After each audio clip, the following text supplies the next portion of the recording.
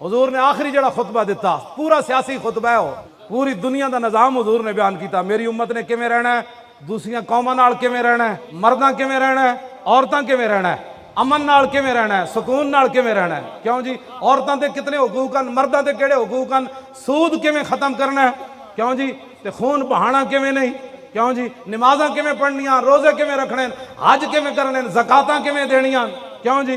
کالے نو چٹے ہوتے کوئی فضیلت نہیں، چٹے نو کالے ہوتے کوئی نہیں، کیوں جی؟ عربی نو اجمی تے کوئی نہیں، اجمی نو عربی تے کوئی نہیں، ہاں جنہیں میرا کلمہ پڑھا انہوں رب شانہ دے دے گا۔ فرمایا آج کے بعد تمہاری اور میری ملاقات دنیا میں دوبارہ نہیں ہوگی اس مقام پر۔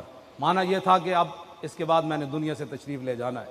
صحابہ کے لیے یہ موت سے کم نہیں تھے الفاظ، لیکن صحابہ صبر کر گئے۔ صدیق اکبر رو پڑے تھے، باقی صحابہ صبر کر گئے۔ فرمایا یہ تمہارا خون، تمہاری عزتیں، تمہارے مال ایک دوسرے پر ایسے ہی آرام ہے جیسے آج اس دن کی حرمت ہے، اس شہر کی حرمت ہے، حرمت فی بلدکم ھذا فی شہرکم ھذا، بالکل دوسری دی عزت آبرو مال نہیں ظلم کرنا، ایویں تواڈے واسطے محترم ایک دوسری دیاں عزت آبرو مال، جس طرح اج شہر تو حرمت والا ہے، اج دن حرمت والا ہے۔ کیوں جی؟ فرمان قریب تمہاری رب سے ملاقات ہوگی، رب تم سے تمہارے اعمال کے بارے میں پوچھے گا، چنگے اعمال کر کے آنا۔ حضور نے فرمایا میں تو ظاہری دنیا سے تشریف لے جا رہا ہوں، میرے بعد گمراہ نہ ہونا۔ کیا حضور نے فرمایا جاہلیت کی ہر چیز آج میں اپنے پاؤں کے نیچے راؤنڈ کر ڈال رہا ہوں۔ حضور نے فرمایا جاہلیت کے سارے قتل کے معاملات آج میں ختم کر کے جا رہا ہوں، اور سب سے پہلے اپنے رشتہ دار، کیوں جی؟